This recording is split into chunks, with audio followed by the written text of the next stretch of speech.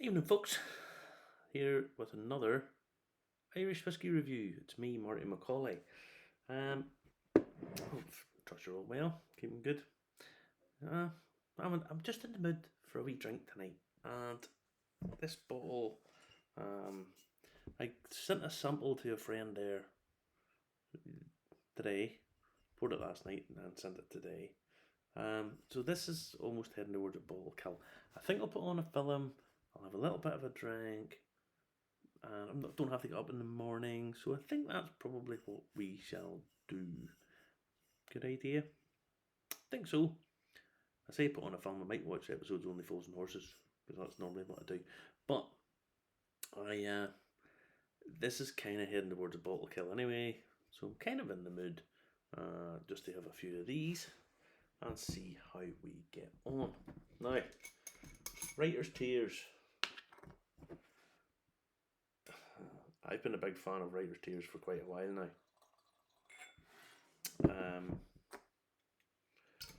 It's fantastic quality for money, value for money, quality. Yeah, really, really, really good. A bit of an unsung hero for a while, and then they bring out a special release every year, an annual release, and have done since 2011, I think. 2011. Yeah, I think so. Um, and it's a cask strength bottling, limited edition, and people weren't really buying it. And that, some people bought it and drunk it. Really good drinking whiskey. But you can't overlook these things these days. People collect Middleton Very Rare. You have thousands of bottles, 30,000 bottle releases and more. And people are collecting this to have them. And to be honest, this is a far better whiskey. It just is. It just trust me on this. Trust me, Writer's Tears is a better whiskey than Middleton Very Rare. Nothing wrong with Middleton Very Rare, but this is better. So people weren't really collecting it, and it kind of slipped below the radar. And then just recently, a few people have been talking about it, and suddenly it goes, and I don't think it's anywhere near where it's going to be. Anywhere near. What you'll end up with is people paying thousands for the very first cask strength release. They're very limited. I mean, some of them I think are down in the low. There's like a low 2,000 bottles of it, and lots of them have been drunk. So I mean, if anyone out there who's newbie wants to start collecting a brand, just to have a collection, you'll do a lot worse than collecting Writer's Tears cask strength annual release. If I'm honest, I'm not a huge fan on the artwork and some of the packaging. It's a bit sort of early 70s style. It doesn't. It's not as sort of elegant, if you like, as Middleton Very Rare. Certainly not the tailings. So maybe that puts people off. I don't know. But honestly, the spirit, you'll love it. Absolutely love it if you do decide to drink it. Now, this is a limited edition one. This is the XO Cognac Finish. Deau XO Cognac Finish. And it's limited to 576 bottles. Cask number 6430. They put these cask numbers on, and you're supposed to go, oh yeah, it's good for traceability. Who's ever going to check? How are you going to know? They just pluck it out of the air and say, oh, that's cask number 1.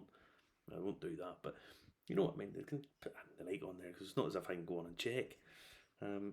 Yeah, bottled, matured, distilled, matured, and bottled in bond for Walsh Whisky Distillery Limited. Now, in case anyone's not sure what Writer's Tears are, it's whenever a writer, and Ireland has lots and lots and lots of writers, loads of Nobel Prize literature, famous Oscar Wilde, Samuel Beckett, the wonderful James Joyce, Seamus Heaney, and on and on and on and on and on and on. And the Writer's Tears, sometimes what's referred to when you when people talk about legs and whiskey. Okay, it's the little run down, the sort of little rivulets that come down of the whiskey and the oils that come down with it. Lovely. Now, XO Cognac is extra old. Means it's been aged for, I think, a minimum of 6 years. I say I should always look that stuff up, but I'm just going by what I off the top of my head. I thought something fell there. No, so just have it and if I get the odd thing wrong, please feel free to comment on the bottom, or even better, keep it yourself. But no, I'm only joking. If I do get stuff wrong, please fill me in. I don't do a huge amount of homework for this stuff, other than the general stuff that I do before we go onto this. Yeah. Now, the Walsh distillery had a falling out with their Italian partner a while back. So the Walsh company kept the brands, but the Italian partner kept the distillery. They renamed it as the Royal Oak Distillery now. So a bit falling out. I don't know what, it was probably over. I don't think it was money, because there was plenty of money put about. I would imagine it's probably more to do with commercial reasons. So yeah. Anyway, who knows? You sometimes hear rumours, but unless you're there, you're never 100% sure. The one thing Writer's Tears does really well, now, just to let you know, it is a unique marriage of single pot still and single malt Irish whiskey, triple distilled, exclusively in copper pot stills, following full maturation. Writer's Tears copper pot is finished for an additional 9 months in Deau XO Cognac Cask. These casks are made of French oak from the Allary cooperage and are seasoned for up to 15 years with Deau XO by the Legaret family. So it says succulent notes of poached pears and summer berries play with hints of freshly pressed grapes and citrus zest, a creamy smoothness. Stop saying and smooth on bottles. What does it mean? Come on, tell you what, stay on this instead of putting smooth on everything. Put down a definition of what you think smooth means, because nobody else seems. It means everything. It's a sort of catch-all word for everybody. It does my head in, because it's the way it feels in your mouth, or it doesn't burn. It doesn't. It's 46%, so it should have a little burn to it. Because of the alcohol. A creamy smoothness with rich chocolate undertones, floral and fruit aromas make way for an undeniably bold finish. So is it smooth? Is smooth the same as bold now, or is it something slightly different, or is it polar opposites? It just magically transformed from being smooth like Barry White into bold like Freddie Mercury. What the hell does that mean? So anyway, it's smooth and bold. Now, well, what it is actually is on the nose.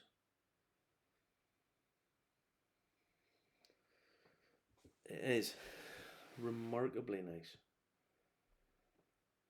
It's got a real level of complexity, and sometimes complexity means it's got lots of different things going on.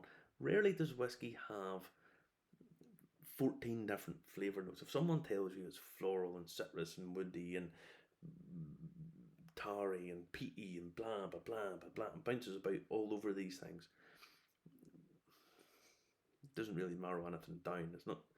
I mean, if you ever talk to any of the head blenders, people that know what they're talking about, they're not picking out many. They're looking more for off notes rather than what is presented in front of them. And when they talk about what's presented in front of them, they do 2 or 3 things. Tasting notes, you'll get 2 or 3 things in the same ballpark. So, they'll talk about it's floral, but it's also got like daffodils or roses. They're different, but they're very similar. So if they're anything and all things to all men, then probably the person that's writing the notes don't really know what they're talking about, if I'm honest. But anyway, so when people talk about complexity, what I'm talking about complexity is it's got little slight differences in what's being presented to you. So you'll have that within a category, little differences that are there. So it's not major differences. It's not you're picking from different categories. They're very similar, and it's got a nice complexity of nose. There's hay element, but it's also cereal note. I would go as far as saying kind of like sugar puffs. Maybe not just as sweet, but it's that sort of puffed cereal. There is a little, and again, this is what I mean by the complexity. It's kind of got that cereal note, but a slight undertone of sweet cereal note. So it's kind of like your cereal, but with a little bit of sugar on the top of it, or maybe honey, something that slightly sweetens it, but it's still the same thing. It's just tweaked a little bit, tweaked, which gives it that complexity.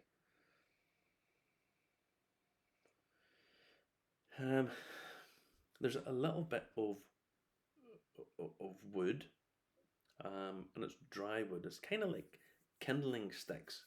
You know, when you are these days people flick a switch. They don't kindle fires, but that stick, that kindling wood, dry. And again, a little bit of fruit, but the fruit where the cereal sort of stops, the fruit sort of bolts onto the side of it. They're not two separate notes. They're kind of like that.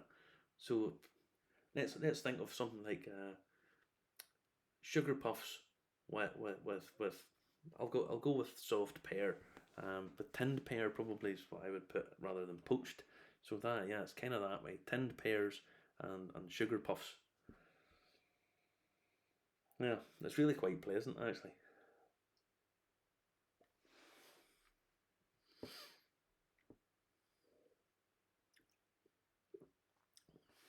Now, first thing you notice, that mouthfeel, lovely, lovely, oily,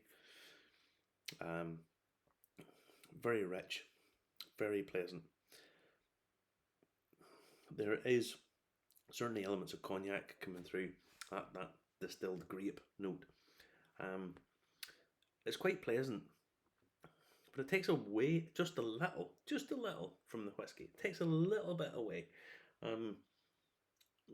from the whiskey flavour. These days there's so many different cask finishes that it's almost as if the whiskey's not good enough on its own. You have to have these different cask finishes to create a space for yourself in the market.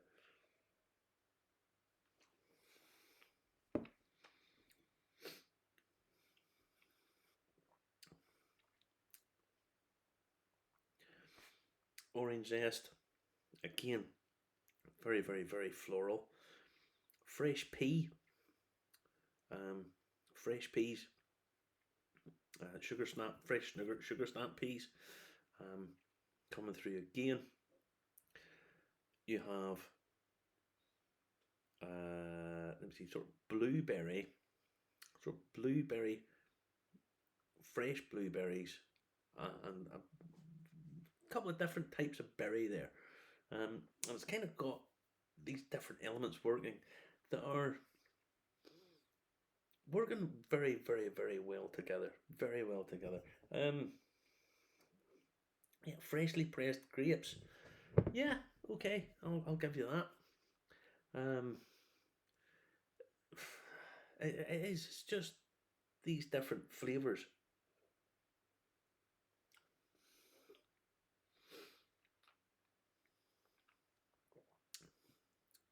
that are complementing each other.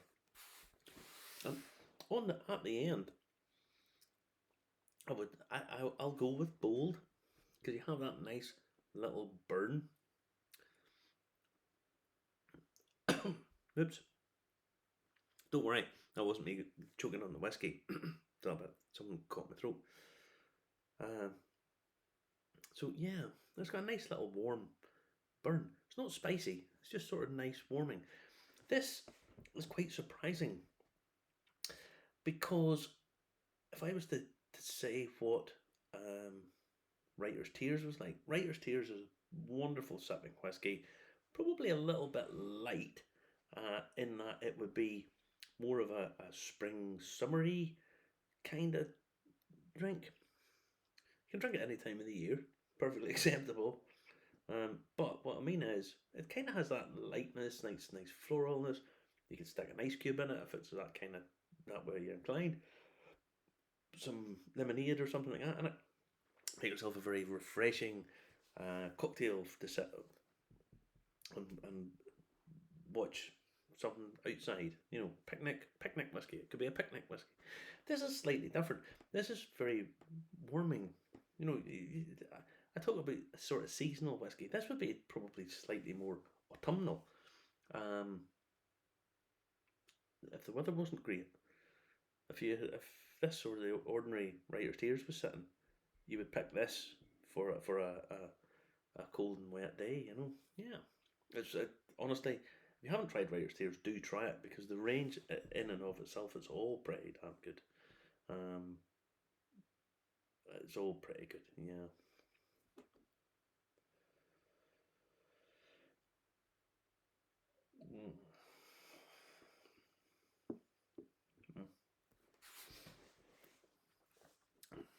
Yeah, lovely.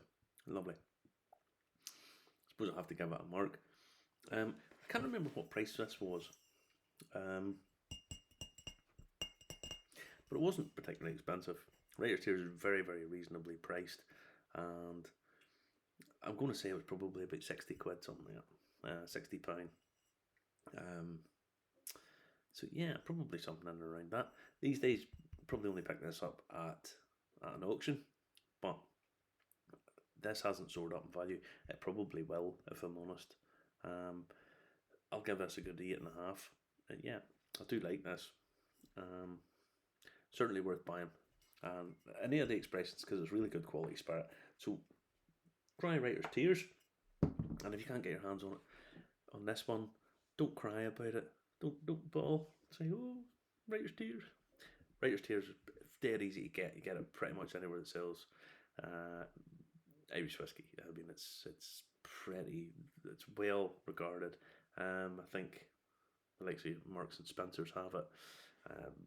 Order it online. It's not hard to get. Do try it. This one, as I say, limited edition.